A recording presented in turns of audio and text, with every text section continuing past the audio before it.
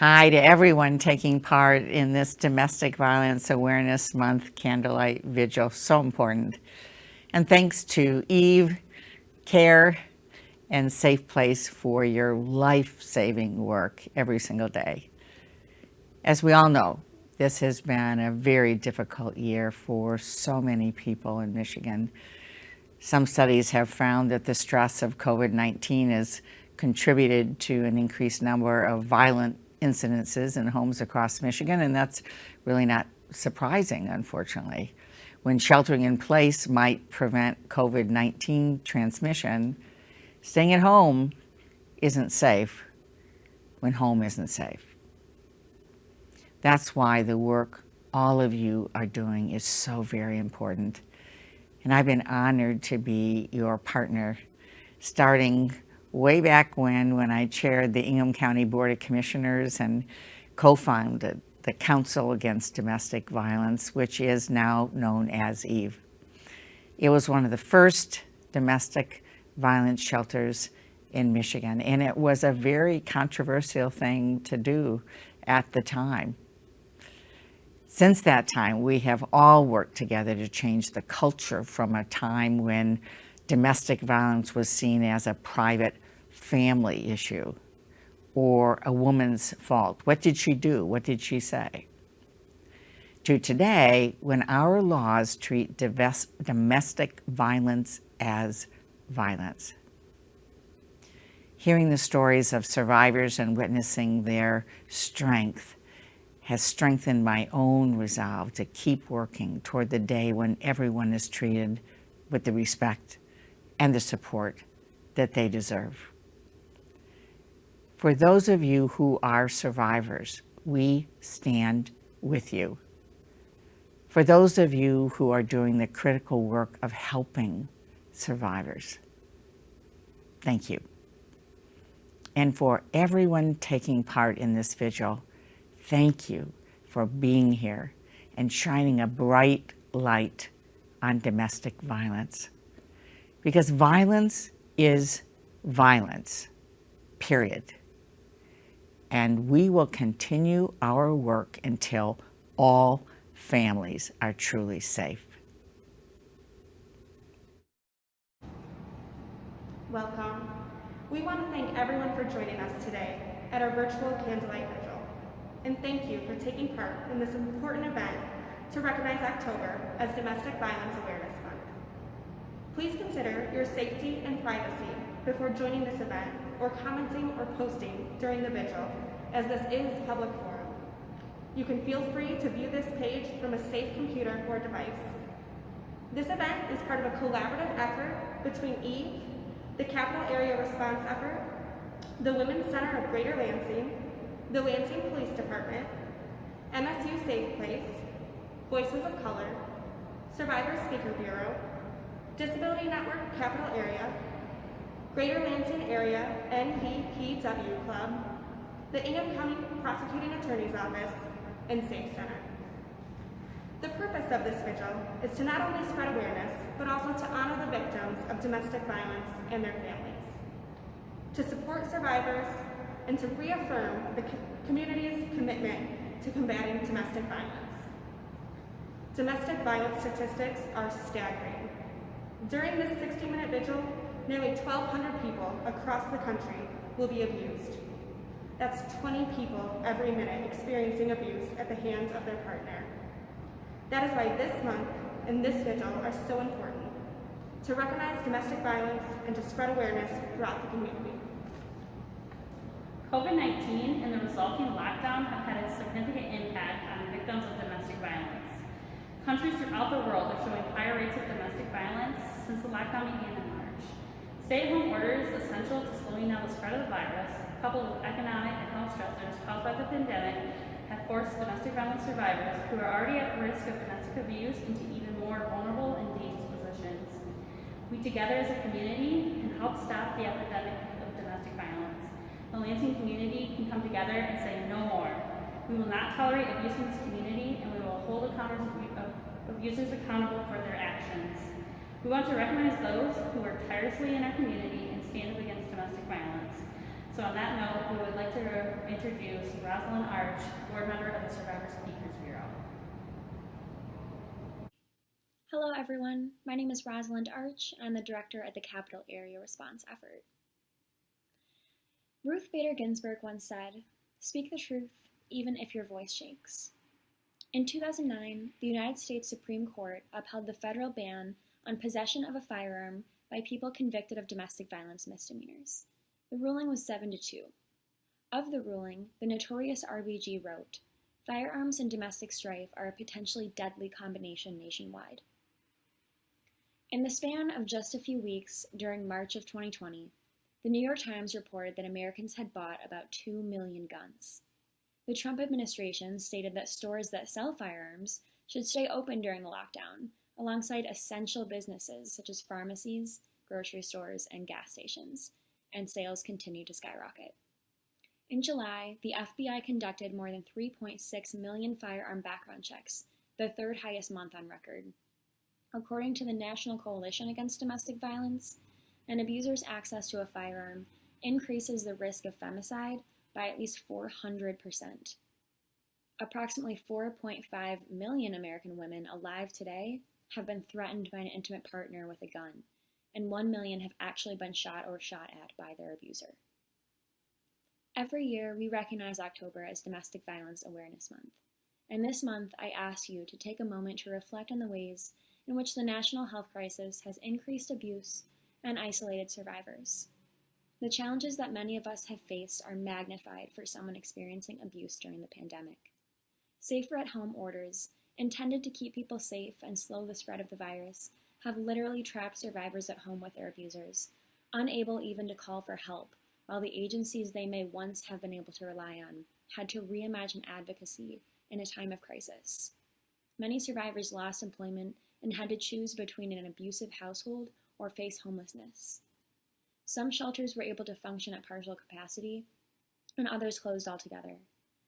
Many survivors have become further isolated from friends and family during the pandemic, meaning police could be the only place left to turn. And for survivors of color, and those from other historically marginalized groups who have faced systemic oppression and discrimination, seeking assistance from a trusted friend or family member may be their survival strategy during times of crisis when the violence escalates. The pandemic has unveiled significant truths about social inequality that we must be prepared to learn from. Allies, advocates, and community members must continue to center Black activists and lift up Black voices. Retweet, donate to the cause, and be an advocate when no one is watching. Change is coming, and we must insist that it be survivor-centered and intersectional. And as we continue to navigate this new and unfamiliar world together, reach out to your friends and colleagues that are stuck at home to see if they're okay and to see if they feel safe.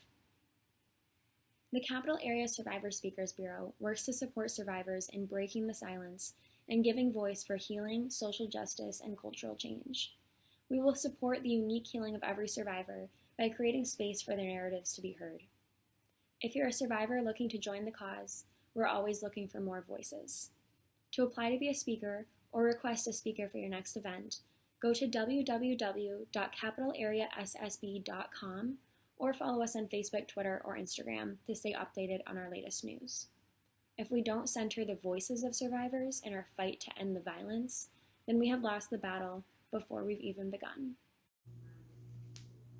Another agency that works tirelessly for survivors is the Ingham County Prosecutor's Office.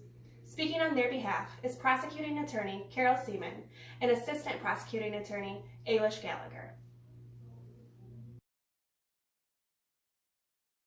Hi, I'm Carol Seaman, your Ingham County Prosecutor. October is Domestic Violence Awareness Month, and we're here to talk to you today about efforts we're making to help improve safety and justice for victims in our community. Hi, I'm Ailish Gallagher, and I'm an assistant prosecuting attorney with Ingham County that handles felony intimate partner violence cases. As the prosecutor, I try both to hold those who harm others accountable while also helping to put victims of violence on their journey to healing and justice. In cases involving domestic and intimate partner violence, we have an ever-expanding focus to more effectively address and reduce the number and impact of these situations. Domestic violence left unchecked, has a ripple effect throughout an entire community and across generations. In recent years, we have dedicated more time, energy, and resources into fighting and combating this violence within our community. In an effort to remain victim-centered and offender-focused, we have implemented a focused deterrence approach. The responsibility of addressing violent offenders should never be placed on the victim of a crime. We are determined to hold these violent offenders accountable while minimizing the risk to victims and putting their safety first. We also have worked with law enforcement and community partners to create domestic violence fatality review process that looks at and learns from cases involving death, and we try to prevent future avoidable deaths. There's no excuse ever for domestic violence, and to combat a victim-blaming culture, we need to ask the harder questions as a community, the more relevant questions to those who commit these acts of violence. During this month of awareness, let's inspire action around us to cultivate a change in our culture. 1 in 4 women and 1 in 7 men will experience abuse in their lifetime. In Michigan, there are over 57,000 reported victims and 67 reported murders related to domestic violence in 2019. Here to share her own experience of domestic violence is Crystal, a member of the Survivor Speakers Bureau. A unified body of individuals. This is how Webster's Dictionary defines what a community is. It states that it is people with common interest living in a particular area. It also describes a community as people with common characteristics and/or people living with a common history. As I speak to you tonight, I believe that we are a community. We are a unified body of individuals with the common interest of raising domestic violence awareness. And yes, many of us have a common history of being a survivor of domestic violence or knowing someone that is a survivor. But it's not about just being a community, it's about bringing hope to the hopeless. You see, I did not grow up in a home with abuse. I am not a minority. I'm a well-educated woman, not of poverty. He was a claimed Christian man, and I a Christian woman. I am not who I thought of when I thought of somebody in an abusive relationship. But you see, I am a survivor of domestic violence. Domestic violence does not discriminate. It spans different ages, genders, social economic background, and religion. It was a Sunday morning in October of 2014. I was sitting in church as any other Sunday, a single mother, lost, lonely, and broken, and I noticed him. I hadn't noticed him before at church, and it comes to find out that it was his first service. He had wheeled his grandmother down to the altar, and the congregation was praying over her. I remember thinking, man, I wish I had a godly man like that. Fast forward a few months to December. My wish was granted. During those few months, our daughters had gotten to know each other through the youth program at church. I was taking pictures at a goodbye party for the children's pastor, and I said to him, "Would you like me to send you some pictures?" He smiled and said yes, and gave me his phone number. December 26th, my birthday, we went on our first date with our daughters in tow. From there, everything started to move quickly. All waking hours, when not working, he made sure that they were spent us all together as a blended family. He said he couldn't bear the idea of not being together day and night. I should have known that was a red flag, but with my lost, lonely heart, I took it as admiration. He was a charmer. He started to co-lead our men's ministry group. He had the most servant heart for the congregation and was constantly helping people fix things, build something, or buy something for someone. We prayed grace with our children. We watched Christian movies, went to a Christian concert, read devotionals. I thought my dream had come true. It started subtly to change. In between the moments of saying grace and prayer, he would start to speak gut-wrenching words to me, like, "Are you stupid?" Or, "It's not rocket science, Einstein." Started playing emotional games, mental games. Like, if he was mad at me for not having cleared off the table, he would friend an attractive woman on Facebook just to flirt with her, to play on my insecurities. Or he would belittle my parenting skills, knowing that I take much pride in being a mother. Or when he was upset because I told him to turn the wrong way giving directions, he would start driving erratically and super fast on the freeway just to scare me out of my fear of car accidents. It started to tear me up inside. Then he would apologize, cry with me, break down in tears. He would say, "We just need God in the middle of us. We can get through this. I can do better. I'm so thankful for you, thankful that you make me a better man." So I stayed, to the point of saying I do. We were married by our church pastor in front of our congregation, our family and friends. We said vows not only to each other, but to each other's daughters. We washed each other's feet. It was the most beautiful wedding that many say they have ever seen. And in his mind, he had me exactly where he wanted me, in holy matrimony. After marrying, the abuse became worse. The words that were spoken were more degrading. They became more often. In fact, they were daily now. And not only would he treat me like this in private, but in front of our daughters. He began disappearing in the middle of the night, and I would find him at the bar sandwiched between two women. But it was different now. There was no admission of being wrong. There was no apology, no tears that he would shed, nothing saying that he's so glad I stand by him. He started to validate his behavior by blaming me for his actions.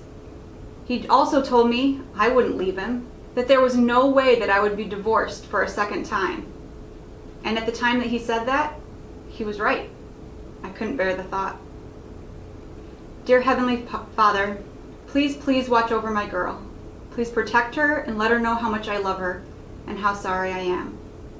Amen. Those were the words I prayed when his hands were wrapped around my neck.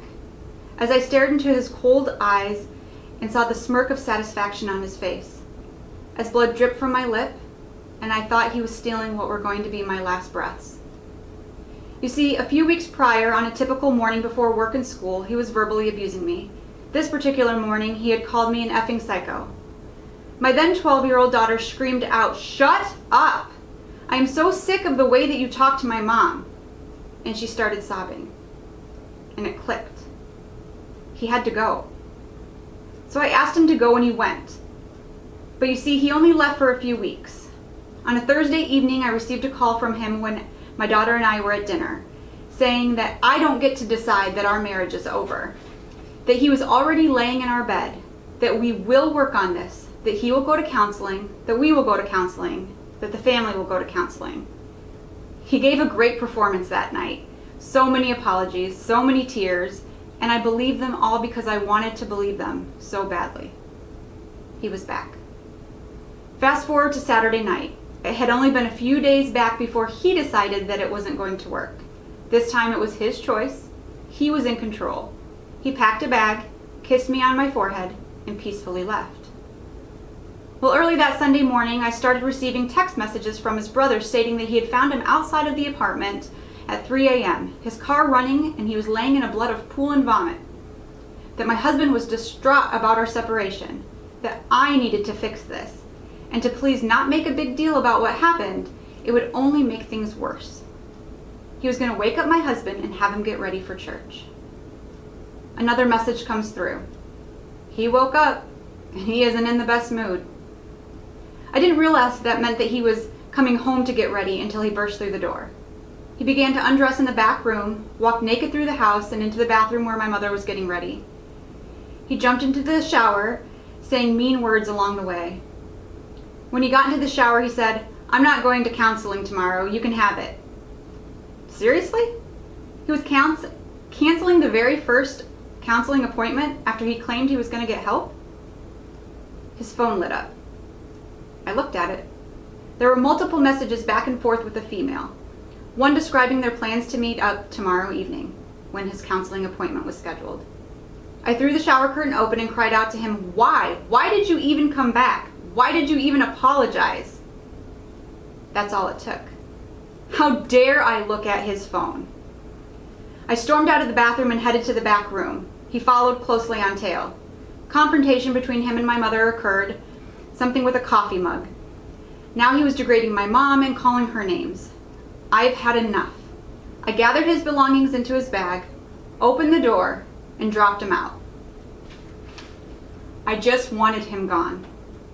Before I knew it, I was projected from behind and into the truck in the driveway. I dropped to the pavement.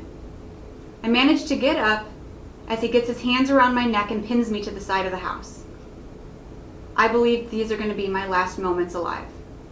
That my daughter will come home from her youth retreat to a dead mom. And I prayed, "Dear Heavenly Father, please watch over my girl. Please protect her and let her know how much I love her and how very sorry I am. Amen." I somehow managed to drop down from his grasp and ran to the door. My mother states that she hit him in the back with the coffee mug, which released his grasp a little. All I know is I was able to drop down and get in the house. The last bit of energy that I had, I tried to keep him out, trying to force the door closed while he was trying to force it open, had his face pinned in between it. He gets through, and I'm back laying on the ground. Then he must have heard the sirens or knew that the cops were on their way, but I remember looking up from the ground and him turning around and walking out of the house. The next moments were surreal. It was like I was watching myself in a Lifetime movie. I was being interviewed by a police officer, and then another. They were taking pictures of my neck and my arm and my lips, my earrings on the side of the house, and the blood throughout. He was handcuffed and taken away. I was being examined in the back of an ambulance, being taken to the very ER that I worked at for 11 years. I felt hopeless. Remember, I was not who I thought of when I thought of a woman in an abusive relationship, but it spans and affects different ages, genders, social economic backgrounds, and religions. Some of you may be survivors of domestic violence or no survivors. I can tell you right now that I am here in front of you speaking because of the hope that was restored by my community of faith members, family, friends, my workplace, law enforcement, emergency responders, medical staff, strangers, and the Safe Center. So what can you do to help restore hope in those in a domestic violence relationship? Believe them, because they fear that you doubt. It was very hard for me to speak to our pastor and his wife about what happened, to speak ill of a man who was so servant for the church, who was instrumental in men's ministry and had spoken such beautiful vows to me less than a year earlier. Would they even believe me? They did. Assure them that abuse is not tolerable. I wasn't sure how my pastor and his wife, or anyone for that matter, would respond to what happened. How severe they would find it. What would they suggest from here? Would they recommend that I tolerate it since our vows were so recent? Would they just suggest couples counseling? They stated, abuse is not tolerable. Make them feel safe. Safety was a huge concern of mine, for so many different people within the community played a significant role in making me feel safe. The officers that responded to the call were educated on how to handle the situation and were empathetic towards me. The paramedics were prompt in tending to my medical needs and provided comfort while doing so. The emergency room staff made sure to communicate to me that I was safe and explained every step of the process of treatment that day. Safety became a concern again when he was bonded out. My neck on a constant swivel, eyes always peeled. The pastor and his wife connected me with someone that came into the home and did a safety evaluation, offering to make any changes needed. Extra safety measures were put in place for church service. The safety officers at my work took extra measures to keep me safe by walking me to and from my car and adding additional safety round checks in my workplace. I felt protected. Support them. Members of the congregation went with me to court hearings. One member shared her domestic violence experience with me as to make me feel not alone. Friends and family would send me worship songs, uplifting messages, poetry, and verses. They were there by my side through all of my different emotions. Never once did I feel alone or unsupported. A complete stranger, a friend of my sister's, was a domestic violence survivor, and she reached out to me, getting wind of my story. She brought so much support to me through sharing hers. She's now a dear friend. Be the voice when they are voiceless. Speak up for those who cannot speak for themselves. Ensure justice for those being crushed. Proverbs 31:8. A friend of mine was my voice when mine was shaking. A judge mandated that I seek services at the Safe Center when I could not voice that I needed them. Be a survivor's voice by connecting them to the local shelter. This is crucial in helping them heal. The services I sought at the Safe Center were instrumental in my journey for support, education, and healing. They provided me with so much knowledge about domestic violence.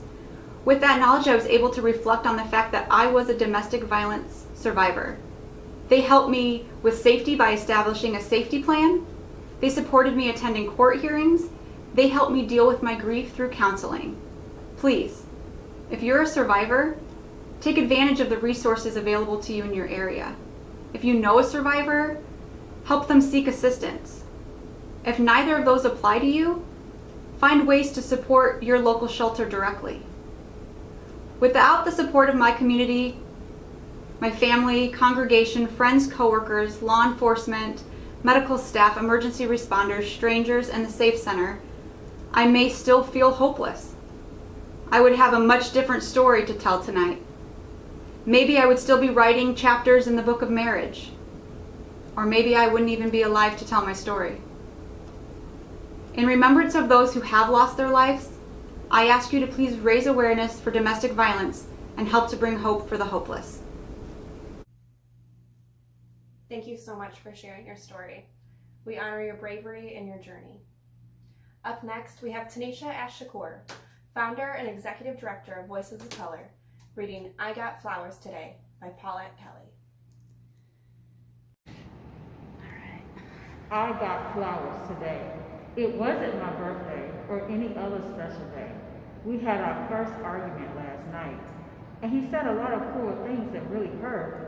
I know that he was sorry and didn't mean to say those things he said because he sent me flowers today.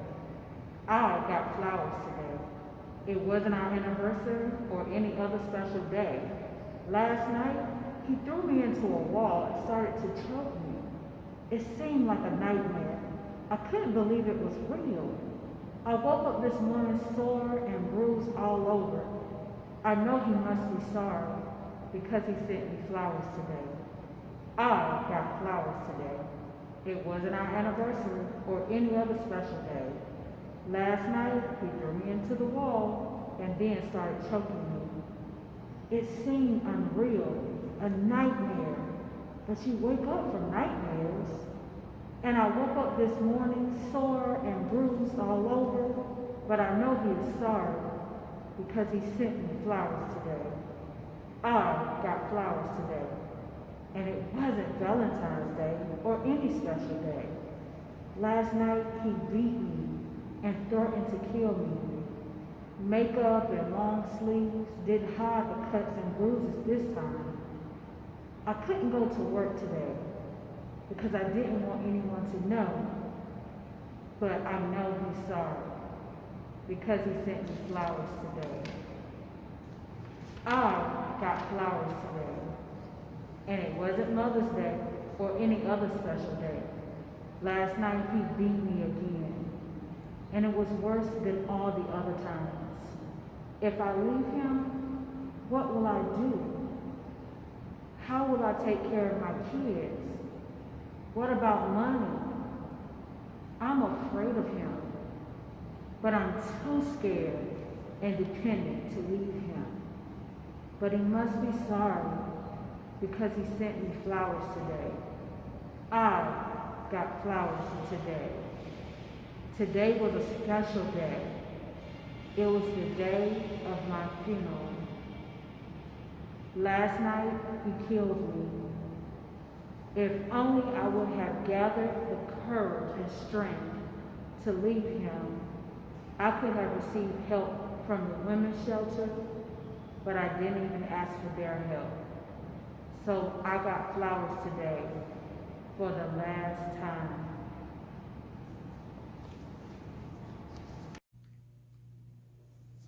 Each year, proclamations are provided by the Governor's Office as a service to Michigan citizens to increase awareness of significant issues in the state. Keeping tradition of governors past, Governor Whitmer issued a proclamation declaring October 2020 as Domestic Violence Awareness Month, which will be read by our community partners.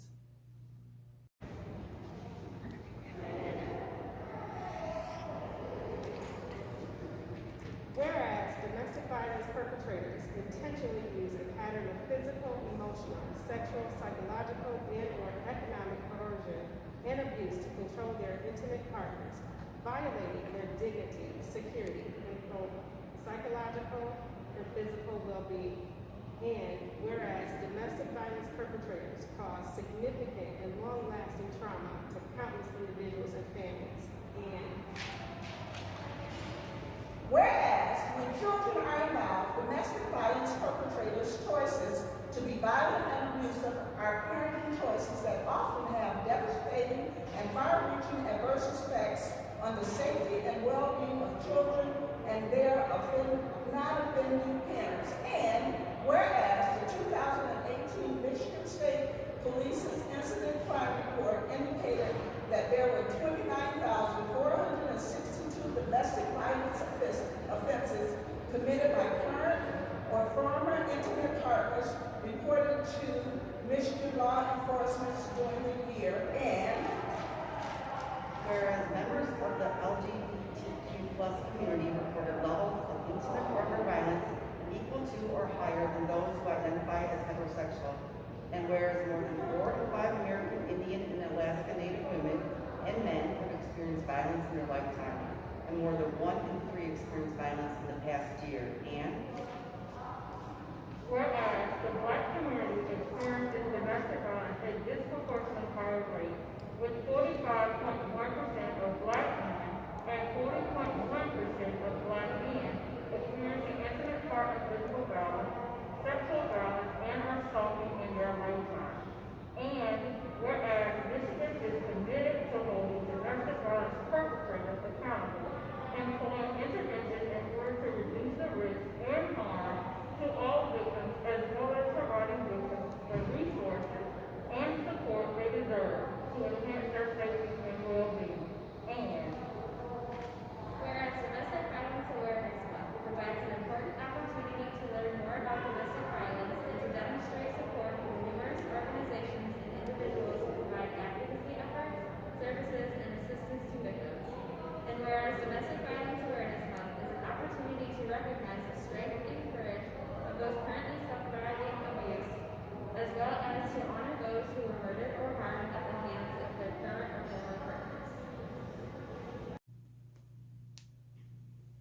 And now, to reinforce this proclamation from a community standpoint, our community members will light candles in honor of all of those affected by domestic violence. On average, a survivor of domestic violence leaves their assailant 5 to 7 times before they're able to leave for good. We light this first candle for all survivors of domestic violence. We honor their strength and hope that they find safety, empowerment, healing, and peace in their lives. There are many similarities between how abusers control their victims regardless of sexual identity. In LGBTQ relationships, the abusive partner may have the additional tactic of threatening to out their victims to work colleagues, family, and friends. One survey of transgender and intersex individuals found that 50% of respondents had been raped or assaulted by a romantic partner. We are lighting this candle for all lesbian, gay, bisexual, and transgender survivors of domestic violence who may face discrimination, fear of being outed, lack of legal protections, and other barriers. Let us acknowledge and support all LGBTQA+ survivors and work to end homophobia, biphobia, and transphobia in our communities. Currently, there are at least 2,000 battered women in America who are serving prison time for defending their lives against their batterers. As many as 90% of women in jail today for killing men have been battered by those men. The average prison sentence of men who kill their women partners is 2 to 6 years. Women who kill their male partners are sentenced on average to 15 years, despite the fact that most women who kill do so in self-defense. We are lighting this candle for all survivors of domestic violence who are currently in prison for acting in self-defense against an abuser. Let us continue to work for justice and freedom for these survivors. 1 in 3 adolescents in the U.S. is a victim of physical, sexual, verbal, or emotional abuse from a dating partner, a figure that far exceeds rates of other types of youth violence. One study reports that only 33% of teens who were in a violent relationship ever told anyone about the abuse. We are lighting this candle for all teens who are experiencing or who have survived dating violence.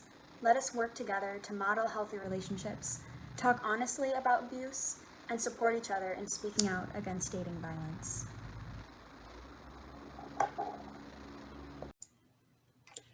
Women with disabilities have a 40% greater risk of violence than women without disabilities. They are at particular risk for severe violence. Studies estimate that between 70 to 85% of cases of abuse against adults with disabilities go unreported. We are lighting this candle for all survivors of domestic violence with physical or mental disabilities who may experience abuse from significant others or caregivers. Let us work to support all survivors with disabilities, increase accessibility to resources, and to end ableism in our communities. Thank you.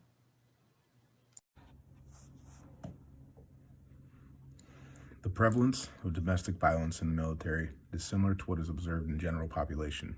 However, the CDC study reports that active duty women are significantly less likely to report experienced physical violence, rape, or stalking by an intimate partner in their lifetime compared to women in the general population. We are lighting this candle for all survivors of domestic violence and veterans, military personnel, spouses of military personnel. Let us continue to work to address domestic violence in the context of military life and support survivors who may be afraid to seek help.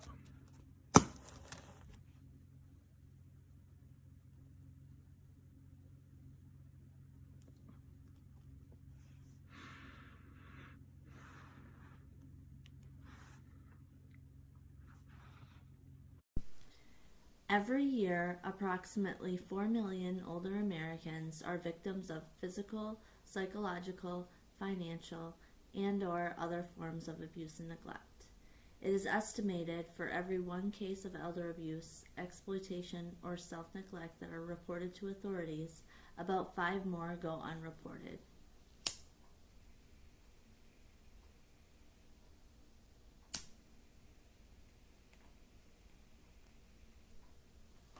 I am lighting this candle for all survivors of elder abuse, whether it be at the hands of a spouse, intimate partner, a family relative, a caregiver, a healthcare worker, or any other individual. Let us work to ensure the safety and dignity of older adults and create a culture that fosters intergenerational solidarity. It is estimated that anywhere between 3.3 and 10 million children witness domestic violence annually. Research demonstrates that exposure to violence can have severe negative effects on children's development. 30 to 60% of perpetrators of intimate partner violence also abuse children in the household. We are lighting this candle for all of the children who have been affected by domestic violence, including those who have experienced physical, sexual, and emotional abuse, and also those who have witnessed abuse in their own homes and families. Let us be a voice for the children who cannot speak for themselves. According to a national study, domestic violence-related police calls have been found to constitute the single largest category of calls received by police, accounting for 15 to more than 50% of calls. From 1996 to 2009, 14% of law enforcement officer deaths resulted while responding to domestic intimate partner violence service calls. We are lighting this candle for all law enforcement officers who put themselves at risk daily in their efforts to protect survivors and hold abusers accountable. Today, we also remember and honor the officers who lost their lives to domestic violence, including Commander Greg Carnicle, Officer Breanne Leith, and Officer Tara O'Sullivan. In 2019 in Michigan, there were 67 deaths that were reported to be connected to domestic violence. Let us pause for a moment to remember those we have lost due to domestic violence. Let us honor their lives and their memory. We are lighting this candle for all the women, children, and men who have lost their lives due to domestic violence. Let us honor their lives and never forget them. We now invite all of those watching to light your candle in honor of those victims who have lost their lives to domestic violence. And we'll also take a moment of silence for these victims.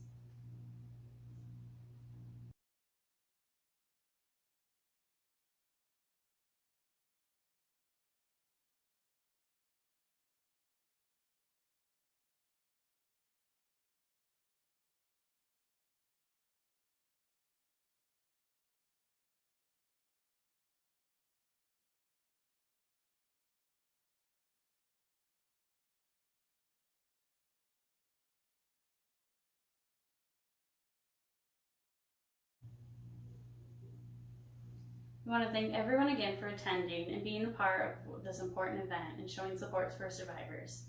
We want to thank all of our community partners and want to be sure that you visit our resource page to learn more about them.